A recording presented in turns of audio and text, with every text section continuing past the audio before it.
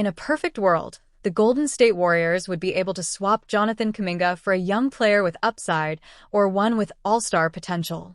As the contract stalemate between the Warriors and Kuminga continues, the likelihood of the Warriors landing a quality talent is diminishing with each passing day. As the Warriors prepare to lower their expectations, they can look to hidden gems around the league, at players who may not have reached their full potential in their current situations. The Brooklyn Nets' Daron Sharpe is one of those unheralded talents. In 4 seasons with the Nets, Sharpe has averaged only 6.5 points and 5.6 rebounds from 14.5 minutes, but has shown flashes of a quality NBA player. Sports Illustrated's Thomas Corelli believes Sharpe can thrive with the Warriors, where he can play his role of a screener, rim runner, and rim protector to perfection, while being surrounded by veteran stars such as Draymond Green and Stephen Curry. Warriors would receive Daron Sharpe, 2030 protected first-round pick, top 8, 2029 second-round pick. Nets would receive Jonathan Kuminga, sign-and trade. How the trade helps. Besides landing an athletic big with upside, the Warriors nab a few draft assets that will help them get even younger in the coming years. The team could definitely use some youth, considering that Curry, Green, and Draymond Green are all above 35 and Buddy Hield, the team's best bench player, is 32. Sharpe, 23, can be part of Golden State's future core next to Brandon Podziemski, Moses Moody, Quinton Pass, and Tracy Jackson-Davis. Daron Sharpe is a nice, young center, wrote Carly. The Nets are signing him to a 2-year deal for this reason.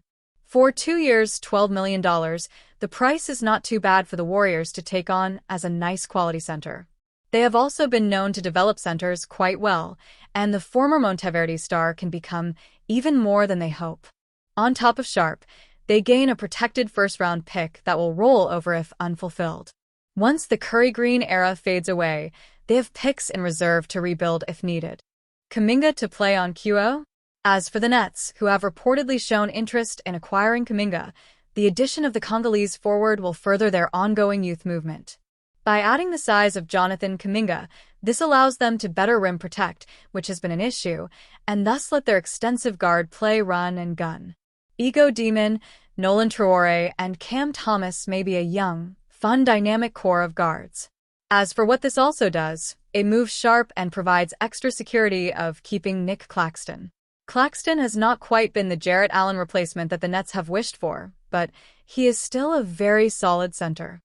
Kuminga is reportedly prepared to accept his 1-year, $7.9 million qualifying offer, thereby becoming an unrestricted free agent next year. If he chooses to do so, the Warriors will essentially lose him for nothing in the 2026 offseason.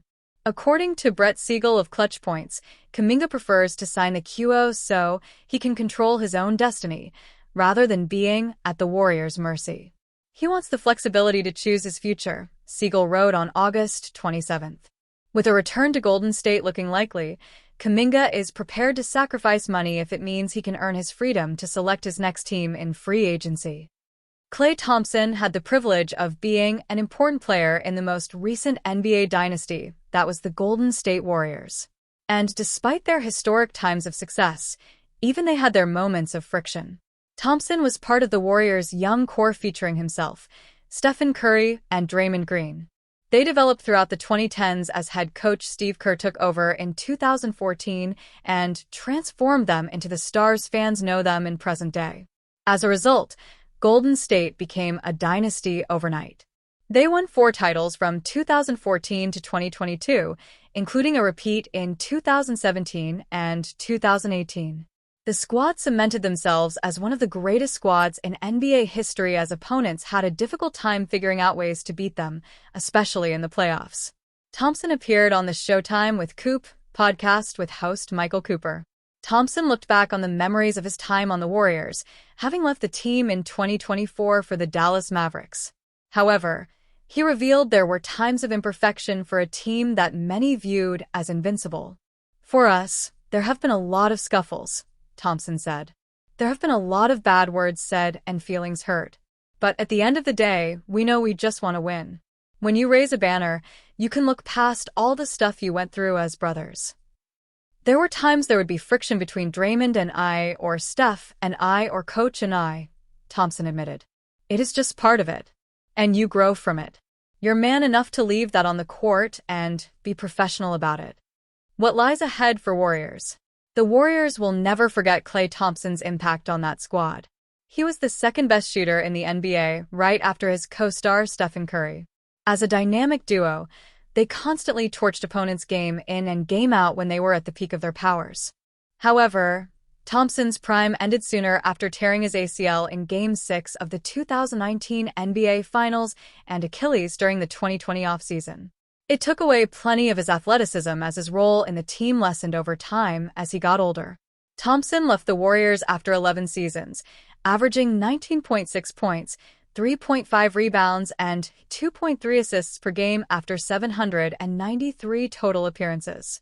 He shot 45.3% from the field, including 41.3% from beyond the arc and 85.8% from the free throw line.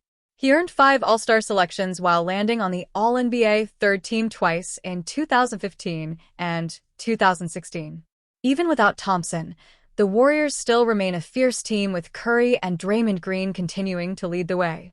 They have retooled the roster enough to remain playoff contenders, acquiring Jimmy Butler III by the 2025 trade deadline. The team has plenty of potential for a title run, losing in the West semis to the Minnesota Timberwolves after Curry suffered a hamstring strain. It will be up to the front office to figure out how to fill out the remaining spots on the roster to give Golden State one last title push while their veteran stars are still around. Giannis Antetokounmpo is staying with the Milwaukee Bucks. That's the prevailing impact of the Milwaukee Bucks' latest signing of his brother Thanasis on Sunday, meaning that the Golden State Warriors and other rivals can for now put an end to their dream of trading for the 2x MVP. But while some may view this as disappointing news for the Warriors, who remain a rung below the absolute top tier in the Western Conference, Giannis' decision to hold faith in the Bucks should actually be seen as a positive. Giannis Antetokounmpo has done the Warriors a massive favor. First of all, the fact it took his brother's signature to get a definitive answer on Giannis' short-term future proves that the situation in Milwaukee was on a knife's edge after 3 straight first-round playoff exits. So, what if it had fallen the other way? What if Antetokounmpo had actually demanded a trade away from the Bucks this summer? Countless teams would have lined up ready to have a conversation with his management and Milwaukee's front office, with Golden State certain to be among them. Yet from a trade standpoint, the Warriors weren't really going to be in the best situation to make an offer right now. They could have thrown together Jimmy Butler, Brandon Podziemski, and all their draft capital, but giving up the 6x All-Star after his enormous impact at the end of last season wouldn't have been nothing. Just because Antetokounmpo is now assured of starting the season in Milwaukee doesn't guarantee that he will end the season in the same spot. If the Bucks don't start in positive fashion, speculation on the future of their franchise star will ramp up once again. Should there come a time mid-season where Antetokounmpo considers his future again and does actually become available, the Warriors should have far more flexibility in trade conversations, assuming they can get Jonathan Kuminga back on a $22 to $25 million per year contract in the coming weeks. Instead of having to include Butler in order to match salaries, Golden State could put together Kuminga and Draymond Green, or perhaps Kuminga and the smaller contracts of Moses Moody and Buddy Hield. This is exactly why the Warriors are remaining patient in their current contract negotiations with Kuminga. They're foreshadowing trade possibilities next February that would require the young forward to be included, and not on a long-term contract that may dissuade the Bucks or another rival team from being interested. Antetokounmpo would be at the absolute top of these possibilities, with this latest development on Sunday hardly ruling out the thought that he could become available if the Bucks don't show enough signs early in the season.